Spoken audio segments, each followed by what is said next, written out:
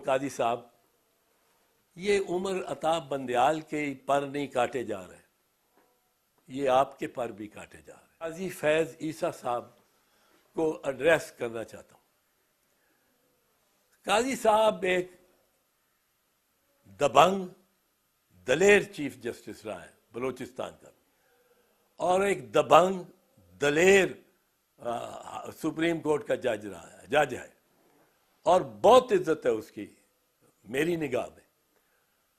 मैं उनमें से था जिसने सजेस्ट किया था, ये आज मैं बता रहा हूँ, इफ्तिखार मोहम्मद चौधरी ने जब 31 जुलाई 2008 को फैसला दिया, 2009 को फैसला दिया, जिससे सारे पीसीओ जजेस को फारिग किया गया, तो ये बलूचिस्तान की का सारा हाई कोर्ट ये फारिग हो गया।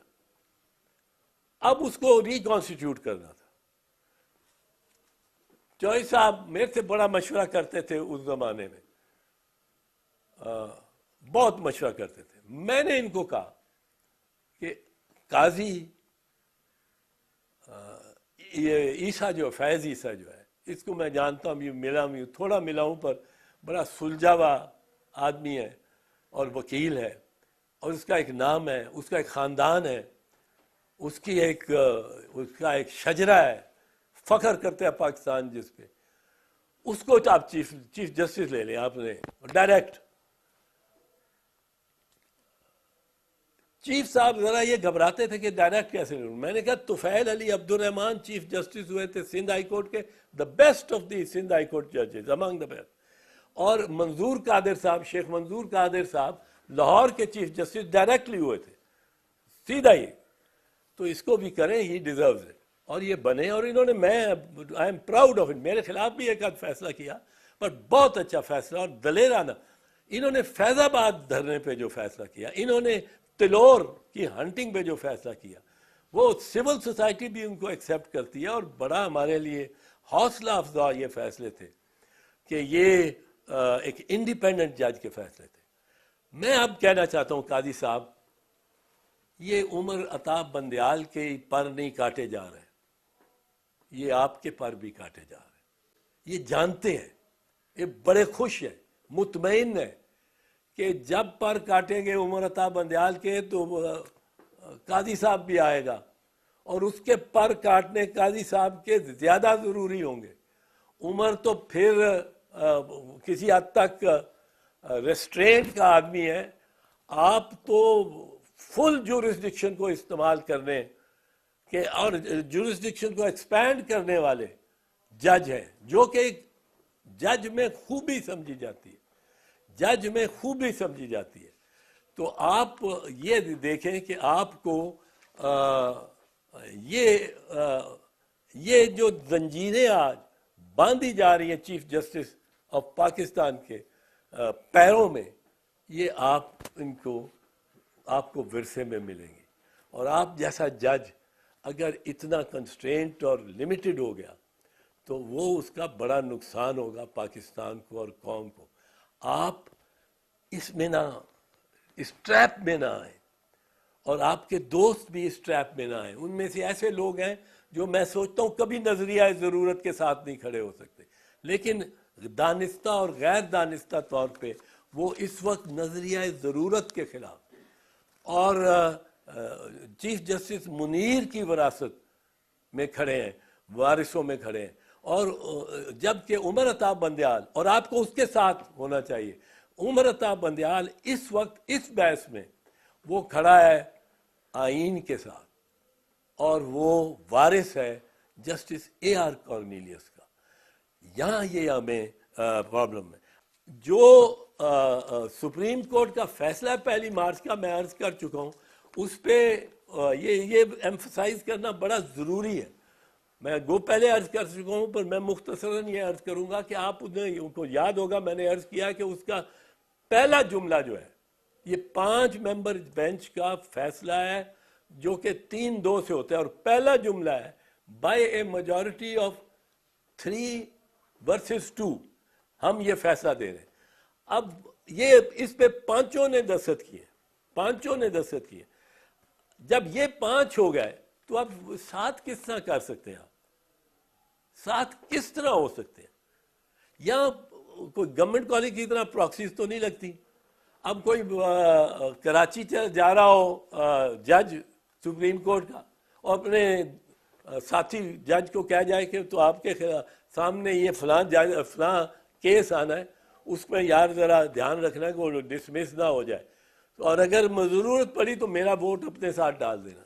सुप्रीम कोर्ट ऐसे नहीं चलता, सुप्रीम कोर्ट ऐसे नहीं चल सकता। सुप्रीम कोर्ट की ये तस्दीक ना करें कि उससे तवक्को करें कि वो जज जिन्होंने जो बैठे नहीं, जिन्होंने बहस सुनी नहीं, उनके भी वोट काउंट किए जा सकते हैं इस फैसले में। सो 4-3 का फैसला बिल्कुल गलत है, ये कहना ही गलत है। 4 नहीं थे, ये 3-2 का फैसला है। और जज सुप्रीम कोर्ट के एक भी जज उसको फैसला करे, 2 जजों फैसला करें, 3 जजों, वो सुप्रीम कोर्ट का फैसला है। वो हर एक पे लाजिम है कि उसकी ताबेदारी करे और उसको माने। और वो वो 3-2 का फैसला इसलिए हतमी फैसला हो गया, इसके बाद और कुछ करना नहीं चाहिए। जो रजाकाराना तौर पे छोड़ गए बेंच को, अब वो नहीं आ सकते। वो लाहौर से चले गाड़ी में, ट्रेन में, शाहदरा जंक्शन में वो उतर गए, जल्दी उतर गए। अब गाड़ी वहाँ से वजीराबाद जंक्शन से होके गुजरांवाला से होके वजीराबाद जंक्शन से होके गुजरात से होके जेलम से होके अब वो रावलपिंडी पहुँच रही है। अब आप किस तरह उसमें शामिल हो सकते हैं? आपको खुद नहीं इस पर इसरार करना चाहिए, क्योंकि अगर आप इसरार करते हैं कि मुझे बैठा गिनती करो, मैं कई बंदों से पूछ बैठा हूँ जो कई बंदों से पूछ बैठा हूँ जो वहाँ मौजूद थे कि भाई तुम्हें कोई कितने जज नजर आए? वो 3 दिन जो बहस सुन रहे थे, कुछ 7 जज थे। उन्होंने कहा नहीं जी 7 नहीं 5 थे। मैंने कहा ये 7 कहाँ से? उनकी रूहें बैठ गई दाएं बाएं कि वो काउंट होंगे। तो ये 7 जजेस का मामला बिल्कुल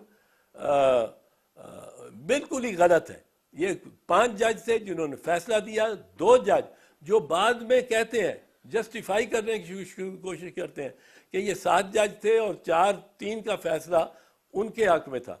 वो 2 जज साहबान मंसूर अली शाह साहब और मंदो खेल साहब, उनके अपने दस्तखत हैं कि ये 5 जजेस का फैसला है। अब मैं इसमें अर्ज कर चुका हूं कि कोई फुल कोर्ट की या कोई बेंच चेंज करने की ज़रूरत के अलावा इम्कान ही नहीं है, मुमकिन नहीं है, क्योंकि ऑर्डर हो चुका है। और इसमें जैसे मैंने अर्ज किया कि जो असल फिलोसॉफिकल लड़ाई है, जो कश्मकश है, लड़ाई तो अल्लाह ना करे पड़े, पर जो कश्मकश है वो ये है कि एक तरफ वो जज साहिबान हैं जो कि मीरास हैं चीफ जस्टिस मुनीर की, और वो ये कहते हैं कि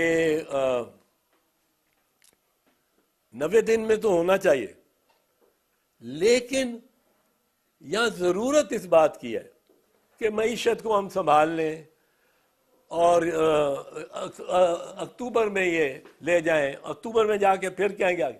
अब इससे जो अजाब आएगा वो ये कि ये इतने दिन कौन हुक्मरान होगा? आइन अपने पहले जुमले में, पाकिस्तान का आइन इब्तदाइये में पहले जुमले में ये कहता है कि whereas sovereignty rests in Allah, it is to be exercised by the people through their chosen representatives. अब ये निगरान तो chosen नहीं है, ये तो मुंतखब नहीं हुए हुए, ये तो नामजद है, ये तो नॉमिनेट हुए हुए। इनके पास तो हुक्मरानी का हक ही कोई नहीं। बाय द चोजन representatives, एक जिस तरह क्लिक बटन के लिए तौर पे एक ऐद से दूसरे ऐद तक जाने के लिए ये एक टच बटन सा है, और 90 दिन के लिए, 5 साल के बाद 90 दिन के लिए ये आते हैं और इनको चले जाना है। और अगर ये बैठे रहेंगे, अगर ये 91 दिन बैठेंगे तो ये काबिज होंगे और गासिबाना इनका कब्जा होगा on 2 senior most important positions in the federation. और फेडरेशन के पे मैं अभी आता हूं, 2 important position in the federation, यानी ये इन पे आर्टिकल 6 लगेगा। आर्टिकल 6 सिर्फ उस फौजी जर्नैल पे नहीं लगता जो आके सारी रियासत को पर कब्जा कर लेता है, पर उस पे भी लगता है जो एक कलीदी दफ्तर को, आईनी टॉप कलीदी दफ्तर को आके उस पे बैठ जाता है और अपने आप को समझता है कि मेरी टर्न्योर चली जा रही। इसमें एक और चीज देख लें, ये जो आर्गुमेंट है कि सारे जो इंतखाब हैं सब असेंबलियों को वो एक दिन होने चाहिए, और अगर ये किस तरह मुमकिन है? ये कोई किसी ने सोचा है कि ये तो छुरा आप घोंप रहे हो वफाक के। वफाक में जो 18वीं तरमीम में रजा रब्बानी, वो पता नहीं क्यों खामोश है, आवाज देता हूं उसको मैं, वो रजा रब्बानी ने ये इतना अच्छा काम किया कि सूबों को खुद मुख्तार किया। अब आप सूबों को कैद में ला रहे हैं। एक सूबा है खैबर पख्तूनख्वा, वो अपने चीफ मिनिस्टर से तंग आ गया, वो चीफ मिनिस्टर को वोट आउट करता है, उसके बाद कोई और वोट नहीं ले सकता, पूरे नहीं होते, और ये असेंबली डिसॉल्व होती है। या गवर्नर किसी चीफ मिनिस्टर को कहता है कि तुम्हारे पास नहीं है मेजॉरिटी, तुम दिखाओ, असेंबली उसके बाद डिसॉल्व होती है। अब जब असेंबली डिसॉल्व हो गई, ये हक तो सूबाई चीफ मिनिस्टर का है। ये किस तरह उसको फोन करके कहेगा स्पीकर कि जी हमारी असेंबली तो डिसॉल्व हो गई है, तो बाकी 4 असेंबलियां चूंकि उनमें से कोई डिसॉल्व नहीं हुई, एक ही दिन होंगे इलेक्शन, वो 3 साल बाद होंगे, उस वक्त तक हम निगरानों को चला रहे हैं, और निगरान तो बहरूपिये होंगे उस दिन, निगरान तो 91 दिन के बाद बहरूपिये होंगे। और मैं ये समझता हूँ, मुझे बड़ा अच्छा ये नौजवान लगता है मोहसिन नकवी।